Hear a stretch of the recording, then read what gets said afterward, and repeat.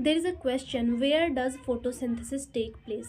तो इसका आंसर बहुत ही ऑब्वियस है कि फोटोसिंथेसिस या तो green parts of the plant में होता है, नहीं तो क्लोरोप्लास्ट में होता है, नहीं तो मेसोफिल सेल में होता है। But let me tell you more about the basics of photosynthesis. एक लीफ में होते हैं बहुत सारे मेसोफिल सेल्स, एक मेसोफिल सेल में होते हैं बहुत सारे क्लोरोप्लास्ट, और क्लोरोप्लास्ट अपने आप को इस तरह से अरेंज कर देते हैं so that they can get the optimum quantity of sunlight. Photosynthesis के दो टाइप्स होते हैं, सबसे पहला है लाइट रिएक्शन एंड दूसरा है डार्क रिएक्शन। लाइट रिएक्शन को हम लोग इसीलिए लाइट रिएक्शन कहते हैं क्योंकि वो लाइट पे डायरेक्टली डिपेंड करते हैं, और डार्क रिएक्शन को हम लोग इसीलिए डार्क रिएक्शन कहते हैं क्योंकि वो इनडायरेक्टली लाइट पे डिपेंड करते हैं। ऐसा बिल्कुल भी नहीं है कि डार्क रिएक्शन डार्क में होता है और लाइट रिएक्शन लाइट में होता है।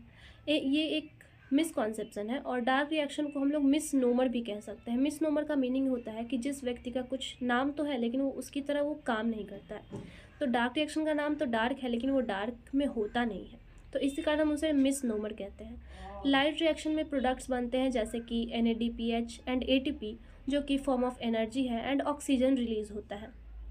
वेयर एज डार्क रिएक्शन के प्रोडक्ट्स होते हैं कार्बन डाइऑक्साइड एंड प्लांट्स का खाना यानी कि ग्लूकोज, और ग्लूकोज इवेंचुअली प्लांट्स में स्टार्च के फॉर्म में जाकर स्टोर हो जाता है। And this was all about it.